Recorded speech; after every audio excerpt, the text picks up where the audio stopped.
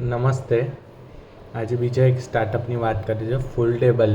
એટલે હવે બધા મેટ્રો સિટીઝ બની રહ્યા છે અને ફ્લેટ નાના થઈ રહ્યા છે, ઘર નાના થઈ રહ્યા છે. તો એમાં જો આપણે ફોલ્ડેબલ ફર્નિચર પ્રોવાઈડ કરીએ તો ઘણું સારું રહે. એના કારણે બીજું કે ફર્નિચર ઓછું વપરાય, એટલે લાકડું ઓછું વપરાય અને આપણું પર્યાવરણનું જતન બી થાય અને ઓછા ફર્નિચરમાં વધારે સહુલિયત બી મળી રહે.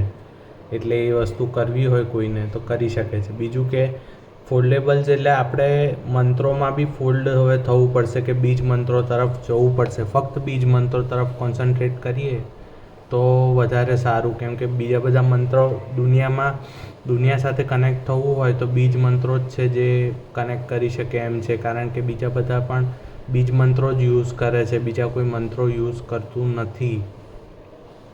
એમને પણ ખાલી બીજ મંત્રોનો જ ખ્યાલ છે, બીજા કોઈ મંત્રોનો ખ્યાલ નથી અને એ ઉપયોગ પણ કરતા નથી, કેમ કે અનુભવમાં બીજા કોઈ મંત્રો આવતા પણ નથી. એ જ હકીકત છે. એટલે આપણે હવન કરીએ છીએ કે એ કરીએ છીએ, એમાં કુંડલીની જાગૃત થતી નથી. ખાલી એક તામસિકતા જાગૃત થાય છે ને સાત્વિકતા જાગૃત થાય છે.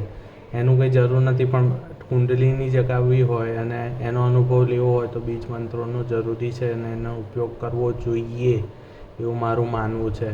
અને યોગ શું છે તો કે યોગ છે કે આત્માનું શરીર જોડે જોડાણ, અને એ જો કરવું હોય તો બીજ મંત્રો થકી જ થઈ શકે. અને એના માટે રેકી બી એક આરામથી ઉપયોગમાં લઈ શકાનારી થેરાપી છે કે ઓલ્ટરનેટિવ મેડિસિન જે બી ગણો હોય એ પણ રેકી ઉપયોગી બની શકે એમ છે. નમસ્તે.